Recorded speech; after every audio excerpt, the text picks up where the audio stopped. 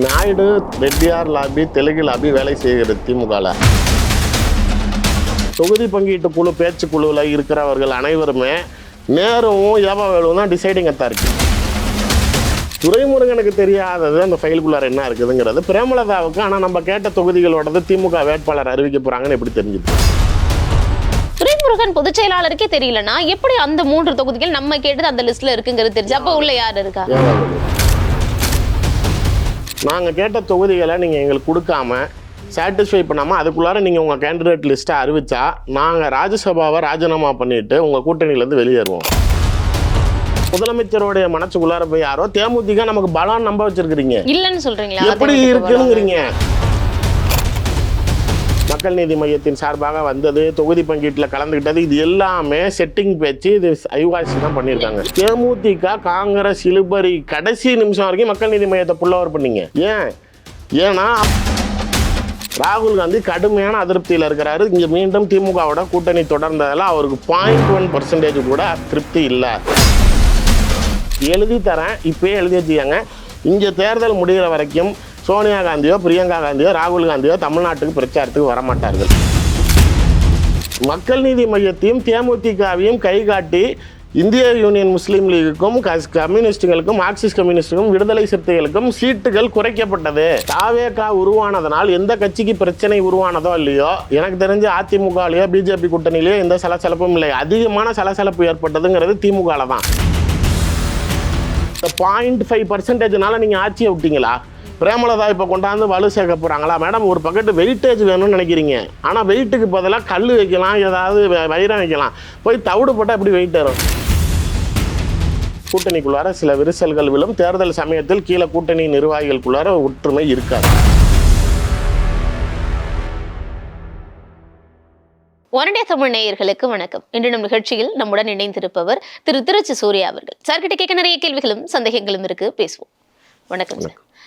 திமுக அதிமுக 2 பேரும் எப்படியோ தொகுதி பங்கீடு எல்லாத்தையும் முடிச்சு வேட்பாளர் பட்டியலும் அறிவிக்க தொடங்கிட்டாங்க. அறிவிச்சு முடிச்சிருவாங்கன்னு சொல்லாமல் இன்னும் ஒரு சில கட்சிகள் மட்டும்தான் அறிவிக்காம இருக்காங்க. திமுக கூட்டணி எப்படி இந்த தொகுதி பங்கீடு மீண்டும் இழுபறின்னு சொல்லலாம், இல்லைன்னா பல பிரச்சனைகள் முரண்கள் உள்ள இருந்தது அப்படிங்கலாம் பல தகவல்கள் வருது. என்ன நடந்தது? ஏன் இவ்வளோ லேட்டு திமுக கூட்டணி கட்டமைக்கிறது? இல்லை, கம்ஃபர்டபுள் டிராவலிங்னு நம்ம வெளில சொல்கிறோம். அலையன்ஸ் உள்ளுக்குள்ளார அவங்களுக்கு இன்டாக்டாக இருக்குது. திமுகவை பொறுத்த வரைக்கும் இருந்த கூட்டணி கட்சிகள் எதுவும் வெளியேறல. அவங்களுக்குள்ளார ரொம்ப சுமூகமான ஒரு உடன்பாடு எட்டப்பட்டது. பேச்சுவார்த்தைகள் ரொம்ப அமைதியாக இருந்துச்சுன்னு நம்ம சொல்கிறோமே தவிர, பட் உண்மையிலேயே அப்படி நடந்துச்சானா கிடையாது. அதனால தான் இந்த தாமதங்கள். தொகுதி பங்கீடுகள் இப்போ நாளைக்கு நேற்றுக்கே இப்போ தான் கேண்டிடேட் லிஸ்ட் டிஎம்கேலாம் அனௌன்ஸ் பண்ணியிருக்காங்க. ஆனால் நேற்றுக்கே முதலமைச்சர் வேட்பாளர் பட்டியலை எடுத்துகிட்டு போய் கலைஞருடைய சமாதியில் வச்சு நாளைக்கு சாமி கும்பிட்டு அறிவாலயம் வந்து அறிவிக்க வேண்டியது. ஓகே, ஆனால் அறிவிக்கலை. நேற்று அறிவிக்க வேண்டியது. ஆமா, அவர் அதுக்கு தானே சமாதிக்கு போறாரு. பட்டியலை ரெடி பண்ணிட்டாரு. எடுத்துட்டு போன பட்டியல் ரொம்ப கான்ஃபிடென்ஷியலாக இருந்தது. துரைமுருகனே நாளைக்கு அவர் மகன் கிட்ட சொன்னாராம், கூட இருக்கிறேன் நான் தான் அந்த கட்சியோட பொதுச்செயலாளர். ஆனால் அவர் எடுத்துகிட்டு வந்த ஃபைலுக்குள்ளார பேப்பர் இருந்துச்சான்னு கூட எனக்கு தெரியாதா, அந்த பேப்பரில் என் பேர் இருக்குதானே எனக்கு தெரியாதான் அப்படிங்கிறாரு. அந்த அளவுக்கு ஃபைலை ரொம்ப கான்ஃபிடென்ஷியலாக வச்சுருந்தவங்க. பட் ஏன் அந்த ஃபைலு சமாதிக்கு வந்தது அறிவாலயத்துக்கு வந்து அறிவிக்க வேண்டியது தடைப்பட்டுச்சு அப்படின்னா, தேமுதிக அவர்கள் 3 சீட்டில் நாளைக்கு கொஞ்சம் இழுபறி ஏற்பட்டுச்சு. காங்கிரஸோடைய இழுபறின்னு வெளியில் தகவல்கள் வந்துச்சே தவிர, ஆனால் காங்கிரஸ் இழுபறி காரணம் கிடையாது. தேமுதிக அவர்கள் 3 சீட்டு இழுபறியில் அவங்க அந்த 3 சீட்டு எதை அவங்க ரொம்ப டிமாண்ட் பண்ணி கேட்டாங்களோ அந்த 3 சீட்டுக்கு உண்டான வேட்பாளர் பட்டியல் வந்து அந்த லிஸ்ட்டில் இருக்குது, எது சமாதியில் வச்சது. இப்போ இதில் தான் மேட்டரு. துரைமுருகனுக்கு தெரியாதது அந்த ஃபைலுக்குள்ளார என்ன இருக்குதுங்கிறது பிரேமலதாவுக்கு. ஆனால் நம்ம கேட்ட தொகுதிகளோடது திமுக வேட்பாளர் அறிவிக்க போகிறாங்கன்னு எப்படி தெரிஞ்சுது? அவங்க நாளைக்கு முதலமைச்சர்கிட்ட வச்சதே பாயிண்ட்டு, நாங்கள் கேட்ட தொகுதிகளை நீங்கள் எங்களுக்கு கொடுக்காம சாட்டிஸ்ஃபை பண்ணாமல் அதுக்குள்ளார நீங்கள் உங்கள் கேண்டிடேட் லிஸ்ட்டை அறிவித்தா நாங்கள் ராஜ்யசபாவை ராஜினாமா பண்ணிவிட்டு உங்கள் கூட்டணியிலேருந்து வெளியேறுவோம் அப்படிங்கிறது பிரேமலதாவுடைய மிரட்டல். இதுக்காக தான் திமுக அமைதி காத்தது. இன்னைக்கு தேமுதிகவுடன் திரும்பி பேச்சுவார்த்தை நடத்தி, ஆனால் இப்பயுமே அவங்க கேட்ட தொகுதிகள் கொடுக்கல. தேமுதிக கேட்ட தொகுதி. ஆமா, அவங்க ரிஷிவந்தியம் கேட்டாங்க, நாளைக்கு விருதுநகர் கேட்டாங்க. அது மாதிரி அவங்களுக்கு விருதுநகர் கொடுத்துட்டாங்க, ரிஷிவந்தியம் கொடுக்கல. அதான் 2 அவங்க ஃபைட் பண்ணதுல ஏதோ ஒன்று சில நெகோசியேஷன்ஸ் பண்ணியிருக்காங்க. 8 சீட்டை திருமாவளவனை கொண்டுட்டு வந்தப்பயே இவங்க தேமுதிகவையும் முதலமைச்சர் 8லேயே முடிங்க, அப்படின்னு ஏவாவேலு கிட்ட சொன்னப்ப பிரேமலதா அவர்கள் 8க்கு இறங்குறதுக்கு ரெடியாகவே இல்லை. நீங்கள் எங்களை உள்ளே வந்தப்ப என்ன சொல்லி கூப்பிட்டு வந்தீங்க, எங்களை 10 தானே சொன்னீங்க, இப்போ நெருங்குறப்ப அப்புறம் திரும்பி 8 அப்படின்னா இது என்ன லாஜிக் அப்படிங்கிறது. எந்த இடத்துலையுமே அவங்க அந்த எண்ணிக்கையில் குறையல, தொகுதிகளில் விட்டு கொடுக்கல, பிரச்சனைகள் அவங்க செஞ்சாங்க. ஆனால் முழுமையாக திமுக அவங்களோட எல்லா டிமாண்டையும் பூர்த்தி பண்ணியிருக்குது. மொதல் விஷயம் இது நாளைக்கு நீண்ட நாட்களாக திமுக கூட்டணியில் பயணிக்கக்கூடிய கட்சிகளுக்கு மிகப்பெரிய அதிருப்தியை ஏற்படுத்தி இருக்குது. நியாயமாக சொல்லணும்னா வீட்டில் குடும்பம் நடத்துகிற ஒரு மனைவி இருக்கிறப்ப அவங்கள கண்டுக்காம திடீர்னு அந்த வீட்டுக்குள்ளார வேற ஒரு பொம்பளையை கூட்டிகிட்டு வந்து அந்த பொம்பளை கேட்கறதெல்லாம் செஞ்சால் பிரச்சனை வருமா வராதான்?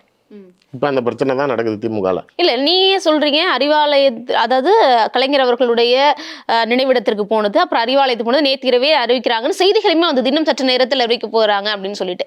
துரைமுருகன் பொதுச் செயலாளருக்கே தெரியலன்னா எப்படி அந்த 3 தொகுதிகள் நம்ம கேட்டது அந்த லிஸ்ட்ல இருக்குங்கிறது தெரிஞ்சு அப்ப உள்ள யார் இருக்கா? ஏவாவேலு அவர் தானே இவங்களுக்கு மீடியேட்டரு. அவருக்கு தெரியாமல் திமுகவில் எதுவுமே நடக்காது. நான் தான் பல நேர்காணலில் சொல்லியிருக்கேன். முதலமைச்சரோடைய வீட்டில் வேலை செய்யக்கூடிய ஆட்கள் முதற்கொண்டு முதலமைச்சர் என்ன சாப்பிட்றாரு, இப்போ நடுவில் கூட இந்த விஜய் ஆண்டனி படம் ஒன்று வந்துச்சுல்ல, அதில் கூட என்னப்பா இன்னைக்கு சிஎம் சாப்பிட்றாரு அப்படின்னு சாப்பாடு மெனு சொல்லுவாங்கல்ல, அந்த அளவுக்கு ஏவாவேலு அப்டேட்டடாக இருப்பார். அவரை சுற்றி இருக்கிற பணியாளர்கள் அனைவருக்கும் சம்பளம் போடுறதுலேருந்து கூட்டிகிட்டு வந்து வேலை செய்ய வைக்கிறதுலேருந்து கலைஞர் டிவிலேருந்து முரசொலியிலேருந்து சம்பளம் போடுறது எல்லாமே ஏவாவேலு தான். மறைமுகமாக திமுகவையே பாதி கட்டுப்பாட்டில் வச்சிருக்கிறாரு. அவர்கிட்ட குறைந்தது 30 மாவட்ட செயலாளர்கள் முழுமையாக அவர் சொல்வதை மட்டுமே கேட்கறதுக்கு தயாராக இருக்கக்கூடிய ஆட்கள் இருக்கிறாங்க. அமைச்சர்களில் அவர் சொன்ன ஆட்கள் தான் பல பேர் இன்றைக்கி அமைச்சர்களாக இருக்கிறாங்க. அவரை மீறி முதலமைச்சருக்கு விருப்பமே இல்லாத ஒரு விஷயத்தை கூட ஏவாவேலுவால் முதலமைச்சரை சம்மதிக்க வைக்க முடியுங்கிற நிலையில் அவர் இருக்கிறப்ப. இல்லை சார், நீங்கள் சொல்கிறது எல்லாமே சரினே வச்சுப்போமே, அப்படி திமுகவில் தன்னுடைய சொந்த கட்சியில் அவருடைய கை ஓங்கி இருக்கிறப்போ அவர் ஏன் தன்னுடைய கட்சிக்கு பாதகம் வந்தாலும் பரவாயில்ல ஆனால் தேமுதிகவுக்கு செய்யணும்னு எப்படி செய்வார்? அது எப்படி பாதகம்னு அவர் நினைச்சாரு? அவர் பாதகம் நினைக்கலையே, அதுதானே இங்கே பிரச்சனையே மேடம். அவங்க அதை தான் சொன்னது. அவர் நாயுடு ரெட்டியார் லாபி தெலுங்கு லாபி வேலை செய்கிறது திமுகவில். நீங்கள் நாளைக்கு முதலமைச்சருக்கும் அந்த பிரியம் ஏற்பட்டிருக்குங்கிறது தான் இதில் நியாயமாக என் குற்றச்சாட்டு. ஏன்னா ஏவாவேலுவும் பிரேமலதா அவர்களும் ஒரே கிராமத்தில் ஒரே கிராமத்தில் ஒரே குலதெய்வம் ஒன்றா பிறந்தவங்க, ஒரே ஊர். இப்போ இவங்க வர்றதுனால ஏவாவேலுக்கு அவரை சார்ந்த பகுதிகள் திருவண்ணாமலை அந்த சார்ந்த கள்ளக்குறிச்சி சைடெல்லாம் நாளைக்கு இந்த ஆதரவு சமுதாய வாக்குகள் வரும் அப்படிங்கிறது அவருடைய அட்வான்டேஜ் ஒன்று. இன்னொன்று, அவங்க கம்யூனிட்டி பீப்புளாக ஒரு அட்வான்டேஜ் கொடுத்து அவர் பூஸ்டப் பண்ணுறாரு. இவர் என்னால் செய்ய முடியும். அதிமுகவில் இருந்தப்பயே நம்ம ஒன் இண்டியாலேயே நம்ம சொன்னோம், விசிகேவை பாருங்கள், எங்கள் கூட இருந்தால் அவங்க அங்கீகரிக்கப்பட்ட கட்சியாக வந்துட்டாங்க. நீங்கள் இப்போ அங்கீகாரத்தை இழந்து நிற்கிறீங்க, எடப்பாடியை நம்பாதீங்க, இங்கே வாங்க, நாங்கள் உங்களுக்கு என்ன தேவையோ செய்கிறோம், முதல்ல எம்எல்ஏ வாங்கி அங்கீகரிக்கப்பட்ட கட்சியாக வாங்க அப்படின்னு விமர்சனம் வச்சார். அவர் வந்து கோரிக்கை வைக்கிறாருன்னு நம்ம சொன்னோம். தகுதியே இல்லை, அவங்களே சொல்கிறாங்க நாங்கள் 0.5 தான் அப்படின்னு சொல்கிறவங்கள ஏன் இவ்வளவு இம்பார்ட்டன்ஸ் கொடுக்குறீங்க? இவ்வளோ நாள் 2017 மக்கள் நல கூட்டணி உடைந்த பிறகு உருவான ஒரு கூட்டணி, திருமாவளவன்லேருந்து மார்க்சிஸ்ட் கம்யூனிஸ்ட், இந்திய கம்யூனிஸ்டாக இருக்கட்டும், வைகோவாக இருக்கட்டும், எல்லாருமே உங்கள் கூட எல்லா பிரச்சனைகளிலும் உறுதுணையாக இருந்து பாராளுமன்றத்திலும் மோடிக்கு எதிராக குரல் கொடுத்து திமுகவுக்கு ஆதரவாக எல்லா பிரச்சனைகளையும் சந்திக்கக்கூடிய கட்சிகளுக்கு நீங்கள் கொடுக்கறதுல, அதாவது லாஸ்ட் டைம் கொடுத்த அதே சீட்ஸ் கொடுத்துருக்கீங்கன்னா கூட பரவாயில்லையே, குறைக்கிறீங்க.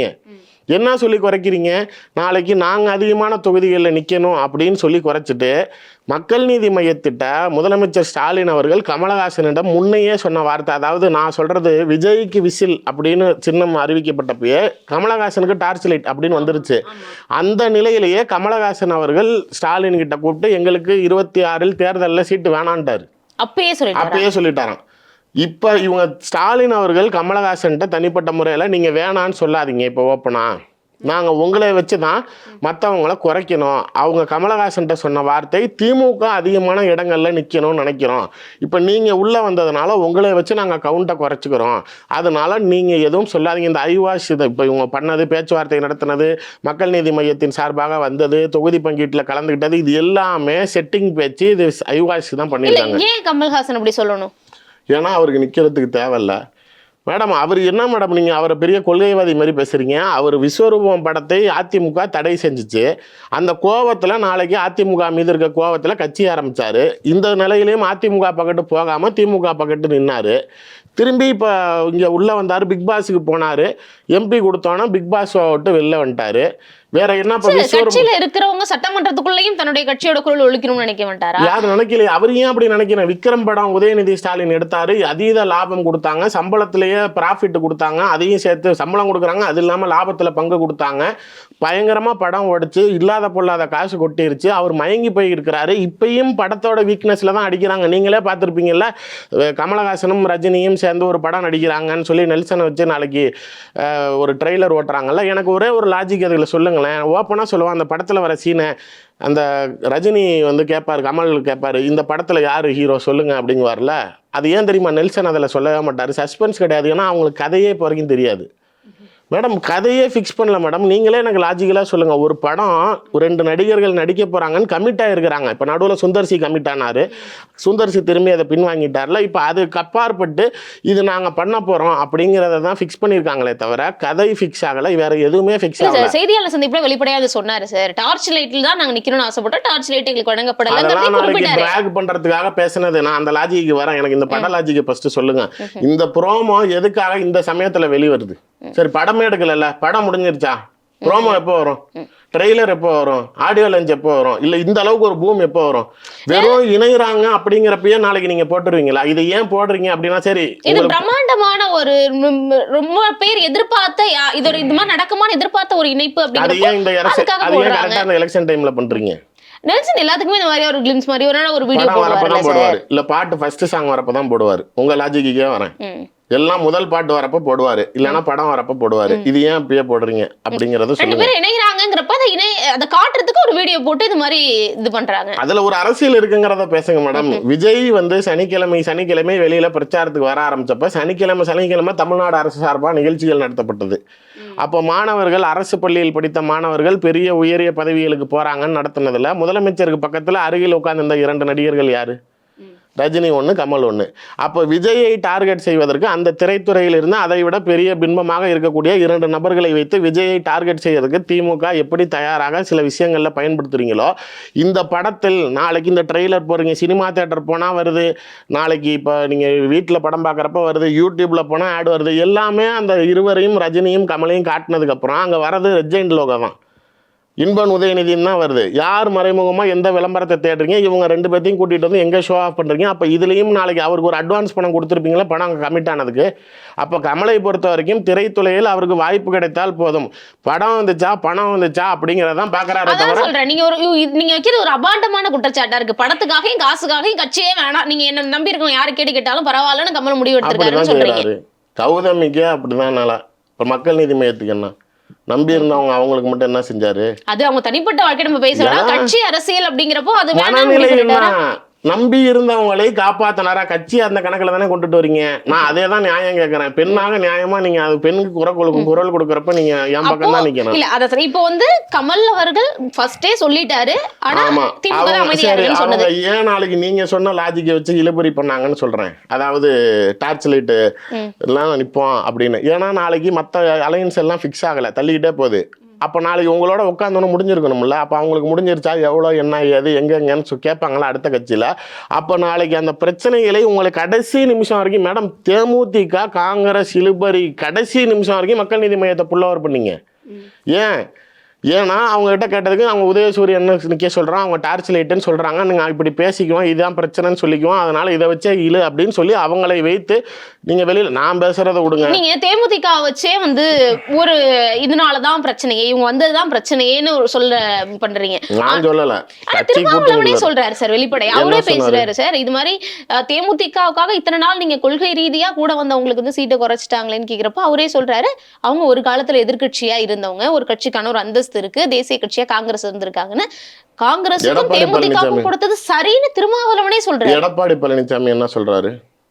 அங்கீகரிக்கப்பட்ட கட்சியை கம்மி பண்ணிட்டு அங்கீகரிக்கப்படாத கட்சியை அதிகமா கொடுத்தாங்கன்னு எந்த 2 கட்சியை கம்பேர் பண்றாரு? அங்கீகரிக்கப்பட்ட கட்சின்னு அவர் யாரை சொல்றாரு? விசிகா சொல்றாரு. அங்கீகரிக்கப்படாத கட்சின்னு யாரை சொல்றாரு? அப்ப எதிர்கட்சி தலைவர் சார் அது மாதிரி தான் சார் அரசியல். அதேதான் திருமாவளவன் கூட்டணி கட்சி தலைவர். அங்கதான் வேற வழி இல்ல. நான் திருமாவளவனோட உண்மையான மனநிலையை நான் சொல்றேன் என்னன்னு. அவர் உண்மையிலேயே மனப்புழக்கத்தில் இருக்கிறார், கடுமையான வருத்தத்தில் இருக்கிறார், அவர் கடுமையான கோபத்துல இருக்காருன்னு கூட வச்சுக்காங்க. நான் ஏன் பொது வாழ்க்கையில இருக்கேன் ஒதுங்கிடலாமாங்கிற அளவு கூட இருக்கார். அவருடைய கோபம் யார் மீதுன்னு நினைக்கிறீங்க?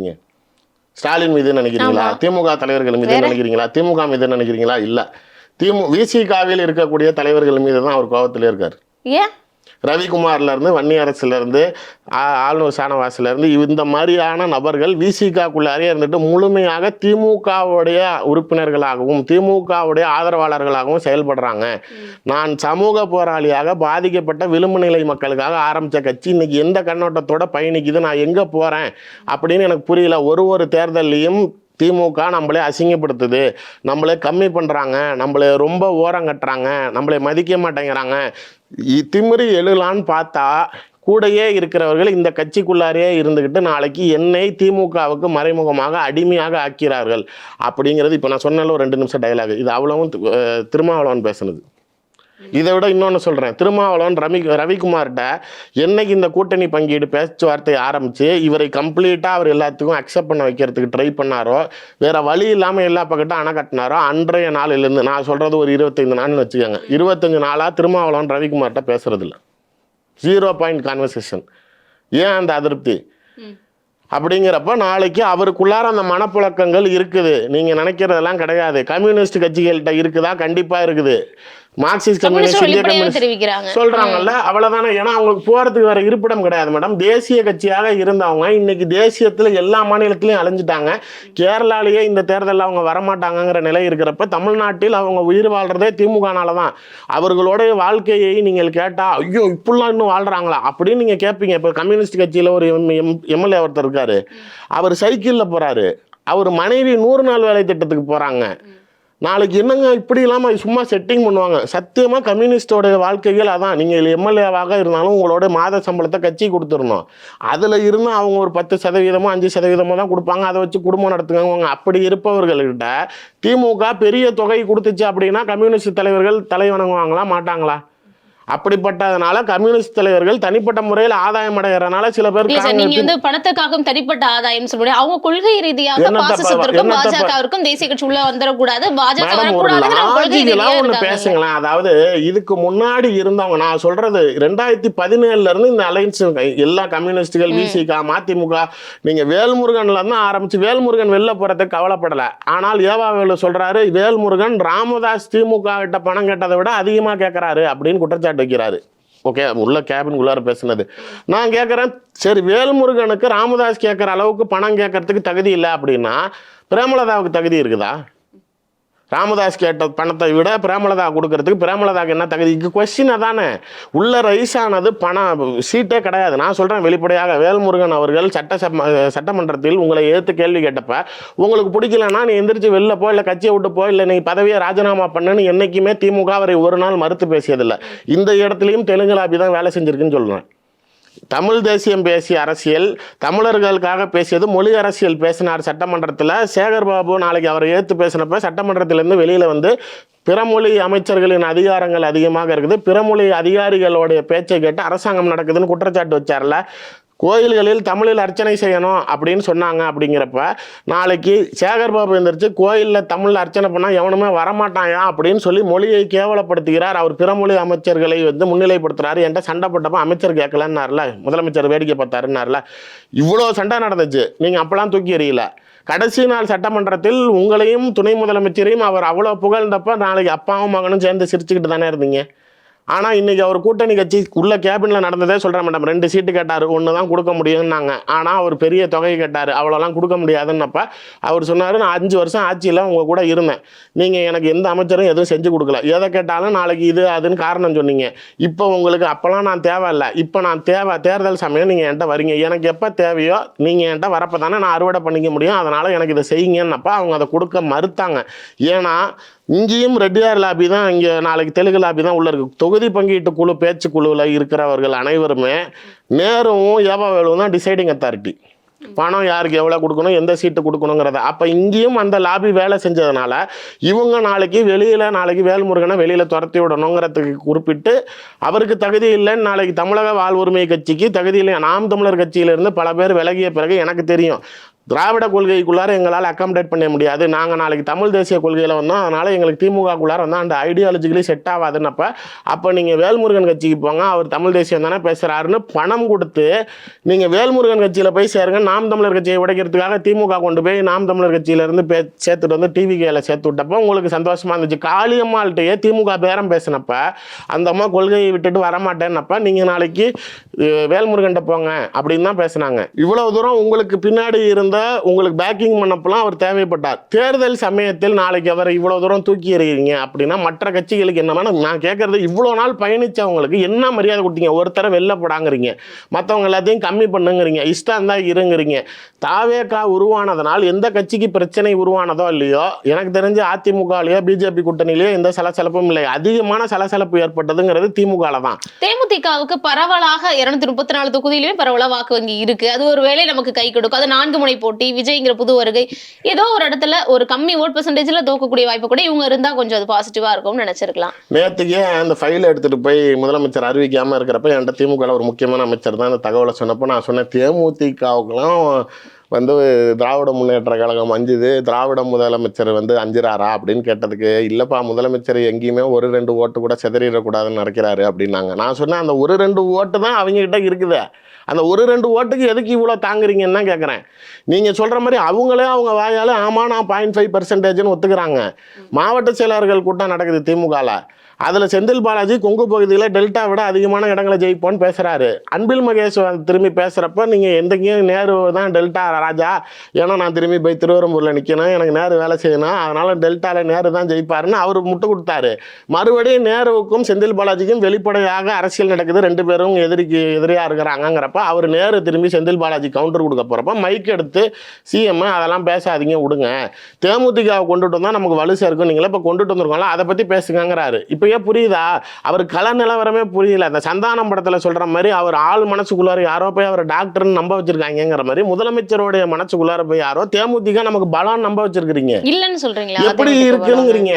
ஈரோடு தேர்தல் 0.5%ங்கிறதுல எனக்கு வருத்தம். அவங்க 0.41% தான், அப்படின்னு பார்த்தாலும் 0.4 தான். எப்படி அவங்க 0.5ன்னு 1% ஏத்துறாங்க? நானே வருத்தத்தில் இருக்கேன். அதிமுகவும் ஒரு சில தொகுதிகள்ல சமுதாய வாக்குகள் ஒர்க் பண்றப்போ அந்த இடத்துக்கு தேமுதிக இருக்கும். விஜயகாந்த் அவர்களுக்கான பாமக வன்னியர் எல்லா இடத்துலயும் அவர் பெல்ட்ல குறிப்பிட்டு பரவி இருக்கிறான். திருமாவளவனுக்கு ஒரு சமூகம் பரவலா அந்தந்த பகுதிகளில் இருக்குது. நீங்க அதெல்லாம் முக்குளத்தோர் ஒரு குறிப்பிட்ட பகுதியில் இருக்கிறான், நாடார் ஒரு பெல்ட்ல இருக்கிறான். இதெல்லாம் ஓட் பேங்க் பெர்சன்டேஜ்னு பேசுற அளவுக்கு இந்த கம்யூனிட்டியில எங்க நாளைக்கு ஓட் பேங்க் எங்க இருக்குது? இப்ப இவங்களை கூட்டிட்டு வந்து என்ன பெருசா பலா சேர்த்துட்டீங்க? ஈரோடு இடைத்தேர்தலில் அவங்க பிரேமலதா தனிப்பட்ட முறையில் பேசின விஷயத்தையே சொல்றேன். ஈரோடு இடைத்தேர்தலில் திமுக நிக்குது, நாளைக்கு ஓபிஎஸ் புறக்கணிக்கிறாரு, அதிமுக புறக்கணிக்குது, பிஜேபி புறக்கணிக்குது. அதாவது திமுகவை விரும்பாத அந்த அப்போசிஷன் பார்ட்டிங்கிறதே மொத்தமாக இல்லை. அவ்வளோ பெரிய ஒரு வேக்யூம் கிரியேட் ஆகிற இடத்துல நீங்கள் தேமுதிக போய் கேண்டிடேட் போடுறீங்க. அங்கே இருக்கிறவன் அப்போயாச்சும் நாளைக்கு திமுக பிடிக்காம உங்களுக்கு ஓட்டு போட்டுருக்கணும்ல, 500 ஓட்டு தான் வாங்கினீங்க. எவ்வளோ பெரிய ஒரு வேக்யூம் கிரியேட் ஆகிறப்ப இப்போ தொகுதிக்கு 500 ஓட்டு இருக்குதா அப்படின்னு நீங்கள் அதை கணக்கு போட்டால் கூட அவங்க பிரேமலதா சொல்கிற மாதிரி கம்யூனிஸ்ட்டுங்களுக்கு தொகுதிக்கு 50 ஓட்டு கூட இல்லை, அவங்களெல்லாம் வச்சுருக்கீங்களேன்னு கேட்டாங்களாம் ஏவாவேலுட்ட. மேடம் நான் கேட்குறது, பிரேமலதாவுக்கு கூட்டிகிட்டு வந்து நீங்கள் செய்யுங்க, இவ்வளவு செய்யணுமா? அது ஏன் அப்படின்னா அவங்களுக்கு ஸ்டஃப் இருக்குது. இப்போ நாளைக்கு நீங்கள் இங்கே வேலை செய்கிறீங்க அப்படிங்கிறதுக்காக உங்களுக்கு நியாயமான சம்பளத்தை கேட்டால் பரவாயில்ல, எனக்கு கோடியில் சம்பளம் கொடுனா 1 இண்டியா கொடுக்குமா? ஆனால் கொடுத்துச்சு அப்படின்னா அப்போ நாளைக்கு என்ன பேசுகிறத விமர்சனம் பண்ணி தானே ஆகணும். 10 பைசா பொருளுக்கு 10,000 ரூபா கொடுத்து வாங்கிட்டு வரப்போ வைத்தறிச்சல் வருமா வராதா? பிரேமலதாவோடைய கட்சி தகுதி இன்னைக்கு அவ்வளோதான். இன்னைக்கு பேசுகிறப்ப நாளைக்கு 2011 நாங்கள் எதிர்கட்சி தலைவராக இருந்தோம் அப்படின்னு பேசுகிறீங்களே, எந்த வருஷத்தில் இருக்கிறீங்க? எப்போ நடந்ததை பேசுகிறீங்க? நாளைக்கு இப்போ திமுகவே பேசுது, எதிர்கட்சி தலைவர் அங்கே எதிர்கட்சி அந்தஸ்தில் இருந்த கட்சிக்கு தான் கொடுத்துருக்கோன்னு பேசுகிறீங்களே, ஒரு வெக்கமான விஷயத்தை மறந்துட்டு பேசுகிறீங்க. நீங்கள் அப்போ எதிர்கட்சி அந்தஸ்தை இழந்தீங்க, அப்போ அதை பேசலாமா? இப்போ நாளைக்கு ஒரு காலத்தில் எதிர்கட்சி தலைவராக இருந்தார் தேமுதிகன்னு பேசுகிறீங்களே, அப்போ காங்கிரஸும் ஆளுங்கட்சியாக தமிழ்நாட்டில் இருந்துச்சுல ஒரு 67க்கு முன்னாடிலாம், அப்போ அவர்களும் ஆண்ட கட்சி தான், தூக்கி 60 சீட்டு கூட கொடுக்க மாட்டீங்கல்ல? அப்போ தேமுதிகங்கிற ஒரு ஃபேக்டர் திமுக கூட்டணிக்கு வந்ததுனால தான் இவ்வளோ இழுபறி, இவ்வளோ பிரச்சனை, இவ்வளோ பஞ்சாயத்து எல்லாமே. 2 திமுகவுக்கு பிரச்சனை. ஒரு விஜய், இன்னொரு பிரேமலதா. அதை தூக்கி அதுவாச்சும் தானா அவங்க எந்திரிச்சது. இது இவங்க தானா வாண்டடா தூக்கி தூக்கி பனியன்ல போட்டுக்கிட்டாங்க. பிரச்சனைகள் இங்க உள்ள இருக்குதானா இருக்குது. காங்கிரஸை பொறுத்த வரைக்கும் விசிகாவில் எப்படி திமுகவை முழுதாக, அதாவது முழுதா மாறின சந்திரமுகிய பார் அப்படிங்கிற மாதிரி விசிகாவில் இருப்பவர்கள் முழுசா திமுக காரரா மாறி இருக்காங்களோ, அதே மாதிரி காங்கிரஸ்லயும் முழுசா திமுக காரரா மாறி இருக்க செல்வ பெருந்தையும் ப. சிதம்பரத்தாலும் தான் பிரச்சனை. எழுதி தரேன், இப்பயே எழுதி வச்சுக்கோங்க. இங்க தேர்தல் முடிகிற வரைக்கும் சோனியா காந்தியோ பிரியங்கா காந்தியோ ராகுல் காந்தியோ தமிழ்நாட்டுக்கு பிரச்சாரத்துக்கு வரமாட்டார்கள். வரமாட்டாங்கன்னு சொல்றீங்களா? ராகுல் காந்தி கடுமையான அதிருப்தியில் இருக்கிறாரு. இங்க மீண்டும் திமுகவோட கூட்டணி தொடர்ந்ததால அவருக்கு 0.1% கூட திருப்தி இல்லை. இங்க கெடுத்து விட்டது எல்லாமே செல்வ பெருந்தகை தாங்கிறது ராகுல் காந்தி அவர் மேல உச்சகட்ட கோபத்துல இருக்காரு. இது பத்தாததுக்கு இன்னைக்கு ஜோதிமணி பேசக்கூடிய விஷயங்கள் எல்லாமே தேசியத்தோட அனுமதி வாங்கி பிரஸ் மீட் வைக்கிறாங்க தெரியுமா? அவங்க இதை பேச போறேன் அப்படிங்கிறத அவங்க ராகுல் காந்தி கிட்ட பேசிட்டு அவர் ஓகேன்னு சொன்னதுக்கு அப்புறம் தான் இங்க எக்ஸ்போஸே பண்றாங்க. நம்ம ஒன் இண்டியாவில் சொன்னதான், போன தடவை 25 சீட்டு வாங்கினல, அதுல 18 ஜெயிச்சல, இந்த தடவை 28 வாங்குவோம், 8 கூட ஜெயிக்க மாட்டேன்னு சொல்றாங்களா. அதே மாதிரி செல்வ பெருந்தகை அவர்கள் நாளைக்கு எந்த தொகுதி கொடுத்தாலும் பரவாயில்ல ஓட்ட உடச்சல கொடுக்குறாங்கன்னு சொல்லி ஆமாஞ்சாமி போட்டு வாங்கிக்கிறாரு. அந்த வருத்தம் காங்கிரஸ்காரர்களிடம் பெரிதாக ஏற்பட்டிருக்குது. இந்த காங்கிரஸோடைய வருத்தம் இதே பாண்டிச்சேரியில் எப்படி ரிஃப்ளெக்ட் ஆகுதுன்னு பாருங்க மேடம். இந்த வடிவேல் சொல்கிற மாதிரி தான், இது என்னப்பா குரங்கு நிற்கிதுன்னா சார் அது கண்ணாடி அப்படின்னோன்னா எப்படி உங்களுடைய வருஷன் அதர் சைடு தெரியுதுங்கிறப்ப இது ஒன்றும் வேற எங்கேயோ இந்தியாவின் மூளை இல்லை, தமிழ்நாட்டின் ஒரு பகுதி தான் யூனியன் பிரதேசமாக இருக்கிற இடத்துல நாளைக்கு காங்கிரஸும் திமுகவும் 5 இடங்களில் நேரடியாக போட்டி. என்ன அப்படின்னா காங்கிரஸ் நாளைக்கு பேச்சுவார்த்தைக்கு உடன்பட மாட்டேங்குது, வாபஸ் வாங்க மறுக்கிறது. இதற்கு அப்பாற்பட்டு திருமாவளவன் தனித்து 3 தொகுதியில் போட்டிடுறாரு. நீங்க உங்களுக்கு புரிஞ்சவே மாட்டேங்கிறீங்க. இங்க இருக்கிறவங்க எல்லாமே கர்நாடகா தமிழ்நாட்டை நண்பராக பார்க்கணுமா, கேரளா தமிழ்நாட்டை நண்பர்களாக பார்க்கணுமா, ஆனா நீங்க பாண்டிச்சேரியவே வேற ஆளா பாக்குறீங்களே. இங்க இருக்கிற ஒரு சென்னையில இருக்கிறவங்க எல்லா பேரும் சனி ஞாயிறானா கார் எடுத்துட்டு பாண்டிச்சேரி போறீங்க, பக்கத்துல தானே, அப்பெல்லாம் அது பக்கமா தெரியுது. ஆனா எலெக்ஷனுங்கிறப்ப கோடு போட்டு அது தனி இது தனிங்கிறீங்க. ஒரே கட்சிகள் தான் அங்க போட்டிடுறாங்க. மேடமா ஜெயலலிதா அவர்கள் பாண்டிச்சேரியில ஆட்சி செய்யணும்னு நினைச்சாங்க. அங்கே நம்மளோட கவர்மெண்ட் ரூல் ஆகணும்னு நினச்சாங்க. அவங்க ஏடிஎம்கேல அவங்க இருந்த வரைக்கும் அதிமுக பாண்டிச்சேரியில் பெரிய உயிர்ப்போட இருந்த நிலையில் திமுக என்றைக்குமே தமிழ்நாட்டுக்குள்ளார பாண்டிச்சேரிக்குள்ளார திமுக ஆட்சி வரணும்னு நினச்சதே கிடையாது. எதுக்காக அப்படின்னா அவங்களுக்கு இன்னொரு முதலமைச்சர் அதே கட்சிக்குள்ளார இருக்கிறது கலைஞருக்கும் பிடிக்காது, ஸ்டாலினுக்கும் பிடிக்காது. அதனால நான் கேட்குறது எதுக்காக இந்த பாயிண்ட் கேட்குறேன்னா, 50 முழக்கங்கள் திமுகவோடது, அதில் மாநில சுயாட்சி மத்தியில் கூட்டாட்சி அப்படிங்கிறது தானே உங்கள் கொள்கை. அப்போ தமிழ்நாட்டுக்குள்ளார மாநில சுயாட்சின்னு பேசுகிற நீங்கள் கூட்டணிக்கு காங்கிரஸுக்கு ஒத்துக்க மாட்டேன்னவங்க எப்படி அப்போ யூனியன் டெரிட்டரி பாண்டிச்சேரியில் மட்டும் நீங்கள் ஒத்துக்கிறீங்க? அங்கேயும் தமிழ் பேசுகிற மாநிலம் அங்கே தானே, அங்கேயும் நீங்கள் ஆட்சி செய்கிறீங்க தானே, திமுக அங்கே கலகம் காட்டுறீங்க. அப்போ உங்கள் கொள்கை பாண்டிச்சேரி ஆனால் மாறிடுமா, தனியாக போட்டுருமா? அது எப்படி அங்கே மட்டும் கொள்கை மாறிச்சு? அப்போ அங்கேயும் நாளைக்கு நாங்கள் சுயாட்சி தான், கூட்டணி கொடுக்க மாட்டோம், ஏன் அப்போ மட்டும் காங்கிரஸ் எடுத்துக்க ஏன் கவர்மெண்ட் எல்லாம் காங்கிரஸ் கொடுக்குறீங்க? திமுகவில் ஆள் இல்லாமையும் ஒன்றும் கிடையாது. நீங்கள் இங்கேருந்து மெனக்கட்டு ஜெகத்ரட்சகன்லாம் அனுப்பவேணாம். அங்கே பாண்டிச்சேரி சிவாவும் நாஜிமுமே போதும். நீங்கள் கொஞ்சம் தலைமையில இருந்து கை கொடுத்தீங்கன்னு வச்சுக்கோங்க, 2 பேருமே அடிச்சு நொறுக்கி அங்கே டிஎம்கே கவர்மெண்ட்டே கொண்டுட்டு வந்து சிஎம் ஆயிடுவாங்க. அந்த அளவுக்கு செல்வாக்கோட இருக்கிற பகுதிகளில் திமுக கை கொடுக்க மறுக்கிறீங்க. கூட்டணி கட்சிகள் தேமுதிக தனியாக கேண்டிடேட் போடுறாங்க, விசிக தனியாக கேண்டிடேட் போடுறாங்க, காங்கிரஸ் போடுறாங்க. இது எல்லாம் தமிழ்நாட்டுக்குள்ளாரே அறிவாலயத்துக்குள்ளாரே இருக்கக்கூடிய கட்சியின் அதிருப்திகள் உண்மையிலேயே நிலவுது. இங்கே இருப்பவர்களுக்கு நீங்கள் குறைச்சிங்கிறதே ஒரு வருத்தம். மேடம் நீங்கள் போன தடவை கொடுத்ததை கூட கொடுத்துருக்கலாம், குறைச்சிங்கிறது ஒரு வருத்தம். அதற்கு அப்பாற்பட்டு இவ்வளவு கொடுத்துருக்கீங்க தேமுதிகங்கிறதுக்கு. இவ்வளவு கொடுத்திருக்கிறது இவ்வளவு நாள் கூடயே பயணிச்ச கொள்கை கூட்டணியாக இருக்கக்கூடிய இடதுசாரிகளுக்கும் விசிகாவுக்கும் குறைச்சது. இதெல்லாம் கடந்து இப்போ வந்து வேட்பாளர் பட்டியல் வரைக்கும் வந்துட்டாங்க, எல்லாம் சுமூகமா முடிஞ்சிருச்சு அப்படின்னு காணப்பட்டாலும் இது வந்து களத்துல எதிரொலிக்குமா? என்ன செய்ய? கண்டிப்பா எதிரொலிக்கும். ஏன்னா அவங்க எல்லாம் இருப்பிடம் இல்லாம இருக்காங்க. பிஜேபி ஏடிஎம்கேவோட இருக்கு, போக முடியாது. நான் முன்னாடியே சொன்னேன், விஜய் கிட்ட எந்த முஸ்லிம்ஸும் போக மாட்டாங்க. அவங்கள பொறுத்த வரைக்கும் திரை பார்ப்பதே ஆறாமன்னு நினைக்கிறாங்க. திரைத்துறையிலிருந்து வந்தவர் பின்னாடி போய் நிற்க முடியாது. அவங்க நாளைக்கு அவர் ட்ரிங்க்ஸ் சாப்பிட்றதா இருக்கட்டும், லேடிஸ் விஷயத்தில் மனைவி விவாகரத்து, இது மாதிரி எந்த விஷயமுமே அவங்க இஸ்லாத்தை பொறுத்த வரைக்கும் அதை ஆறாமல் பார்க்குறாங்க. அதனால் நான் போய் ஒரு வேளை அவங்களுக்கு ஆதரவான இன்னும் என்னை ஜமாத்தில் சேர்த்துக்க மாட்டாங்கன்னு அந்த கட்சியை சார்ந்த பல தலைவர்கள் தவிர்க்கிறாங்கன்னு அவங்ககிட்ட சொன்னேன். இதே இங்கே இருக்கிறவங்க அதனால தான் எஸ்டிபி இங்கே வராங்க, தமிழ் அன்சாரி வராரு. ஏன் முஸ்லீமோட மொத்த அடைக்கலமாக திமுக இருக்குன்னா, ஏன்னா இங்கேயும் போக முடியல அங்கேயும் போக முடியல, இருக்கிறது 3 விரல் தான், ஏதாவது ஒன்று தொட்டாகணும். அந்த வருத்தங்கள் இருந்தாலும் இப்ப நான் இந்த சொன்ன பாயிண்ட் எல்லாமே நான் சொன்னது இல்ல, விசிகக்குள்ளேயுமே அதிருப்தி இருக்கு. காதர் மொய்தீன் சொல்றாரு, யாரு இந்திய யூனியன் முஸ்லீம் லீகோட தலைவர் காதர் மொய்தீன் வெளியில பேசுறப்ப தேமுதிகவுக்கு இவ்வளவு சீட்டு கொடுப்பார் என்று நான் திமுக நினைக்கவில்லை. எங்க கிட்ட அவங்க சொன்னது 6 சீட்டு தான் உங்களுக்கு கொடுக்க போறோன்னு சொன்னாங்க. மக்கள் நீதி மையத்தையும் தேமுதிகவையும் கை காட்டி இந்திய யூனியன் முஸ்லீம் லீகுக்கும் கம்யூனிஸ்டுகளுக்கும் மார்க்சிஸ்ட் கம்யூனிஸ்டுக்கும் விடுதலை சிறுத்தைகளுக்கும் சீட்டுகள் குறைக்கப்பட்டது. கூட்டியிருக்காங்க அவரு சொல்றாரு. அது அப்ப அவர் 10 கூட கேட்டிருக்கலாம்ல, 8 குறைச்சிங்க. சரி, அப்படி இருந்தாலும் அந்த அம்மா 2 லீடிங்ல இருக்காங்கல்ல, அதை தானே எடப்பாடி சொல்றாரு. அங்கீகரிக்கப்பட்ட கட்சியை நீங்க டம்மி பண்ணிட்டு ஒன்னும் அங்கீகாரம் இல்லாதவங்களுக்கு எதுக்கு இவ்வளவு கொடுக்குறீங்க அப்படிங்கறதான் காதர் மைதன். அப்ப நீங்க அவங்களுக்கு குறைச்சிருக்கீங்களே. விடுதலை சிறுத்தைகளுக்கு 8 கொடுத்தப்ப கூட முதலமைச்சர் ஏவாவேலுகிட்ட சொல்லி தேமுதிகவை எப்படியாவது 8க்கு ஃபைனல் பண்ணுங்க, 10 வேணாம், அவங்களுக்கு தனியாக கொடுத்தா தெரியுங்கிறப்ப அவங்க 0.1 நெகோசியேஷன் கூட வரது கிடையாது. பணத்தில் குறைக்கல, சீட்டில் குறைக்கல. கடைசி நிமிஷம் வரைக்கும் நாங்கள் கேட்ட தொகுதிகளை நீங்கள் கொடுக்கலன்னா கூட ராஜ்யசபா ராஜினாமா பண்ணிட்டு நான் தனித்து நிற்பேன்னு திமுகவை மிரட்டுறாங்க. அந்த அளவுக்கு இங்கே இருக்கக்கூடிய கட்சிகள் யார் உங்களை என்ன மிரட்டினா? அப்படி பிரேமலதா அவர்களுக்கு திமுக இன்னைக்கு இறங்கி இந்த 0.5%னால நீங்கள் ஆட்சியை விட்டீங்களா? பிரேமலதா இப்போ கொண்டாந்து வலு சேர்க்க போகிறாங்களா? மேடம், ஒரு பக்கெட்டு வெயிட்டேஜ் வேணும்னு நினைக்கிறீங்க, ஆனால் வெயிட்டுக்கு பதிலாக கல் வைக்கலாம், ஏதாவது வைரம் வைக்கலாம். போய் தவிடு போட்டால் எப்படி வெயிட் வரும்? அப்போனா நேற்று அறிவிக்க வேண்டியது அறிவிக்க முடியாமல் போனதுக்கு அந்த 3 இன்னைக்கு மாற்றப்பட்டதுக்கு அப்புறம் தான் இன்னைக்கு அறிவிக்கப்பட்டிருக்கு. அவங்க உள்ளார் பேச்சுவார்த்தைகள் நடத்து அவங்க அக்செப்ட் பண்ணுற அளவுக்கு இப்போ தான் சொன்னால. இப்போ ஒன்று ரிஷிவந்தியா மட்டும் அவர் தான் வசந்தம் கார்த்திகேயன்லாம் பயங்கரமாக ஒர்க் பண்ணி வச்சிருக்கா. அப்படி அதனால் அது ஏதாவது அதை மட்டும் விட்டுருங்க, இதை மட்டும் எடுத்துக்காங்க, அதை 3 ஏதாவது ஒன்று வச்சுக்காங்கன்னு இவர் வேலை எல்லா பக்கட்டும் நெகோசியேட் பண்ணியிருக்காரு. உங்களோட வேட்பாளர் பட்டியல் தள்ளி போகிற அளவுக்கு நீங்கள் நாளைக்கு டிலே ஆகுறீங்க. காங்கிரஸை லாஸ்ட் மினிட் வரைக்கும் இங்கே நாளைக்கு விஜய் கிட்ட போக விடாமல் பண்ணணுங்கிறதுக்காக மட்டும்தான் நாளைக்கு இன்னைக்கு செஞ்சுருக்கீங்களே தவிர, ஆனால் உண்மையாக உடன்பட்டு நாளைக்கு கூட்டணி சேர்ந்துருக்கீங்களானா கிடையாது. கிரவுண்ட் லெவலில் இது அஃபெக்ட் ஆகுமானா கண்டிப்பாக ஆகும்.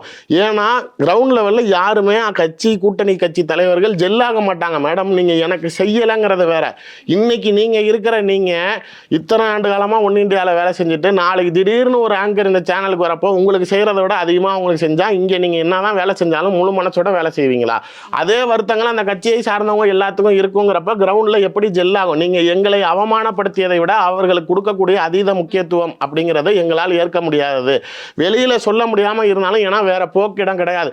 வேல்முருகன் மாதிரி வெளியில் வராங்கன்னு வச்சுக்கோங்க, என்ன செய்யறது? இப்போ அவர் அடுத்தது என்ன செய்யறதுன்னு தெரியாமல் இருக்காருல. தேர்தலில் இருந்து அவர் ஒதுங்குறாங்கிறாரு, கேண்டிடேட் போடுவேங்கிறாரு, ராமதாஸ்கிட்ட பேசுறாரு, சசிகலாட்ட கூட்டணி பேசுறாரு, ஒன்றும் ஒத்து வர மாட்டேங்குது.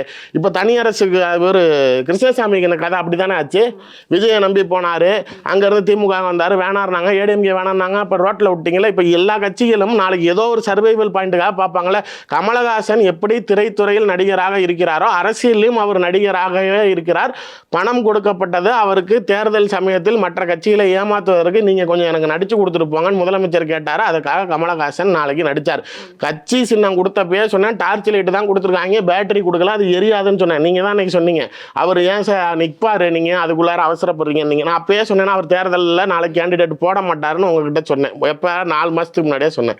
அதே வேலையை தான் பார்த்துருக்காங்கிறப்ப மற்றவர்களை ஏமாத்துறதுக்கு கமலஹாசன், அதாவது நல்லா பேசுறவன் பத்திரிகையாளர் சந்திப்பில் வந்தா கூட ஏதாவது கேள்வி கேட்டால் அவன்கிட்ட இருந்து பிடுங்கலாம். இவர் நல்லா இருக்கிறவனே கன்ஃபியூஸ் பண்ணி விடுறவர். இவர்கிட்ட நீங்க எங்க நியாய தர்மம் கேட்க முடியும்னா அழகா பிளே பண்ணியிருக்காரு. இப்போ தெரியுதா, முதலமைச்சர் ஒரு மேடையில் கூட பேசினார், கமலஹாசன் பேசினா புரியுறது இல்லைன்னு சொல்லுவாங்க, ஆனால் உண்மையை பேசினா யாருக்கும் புரியாதுன்னு முதலமைச்சர் சர்டிஃபிகேட் கொடுத்தாருல.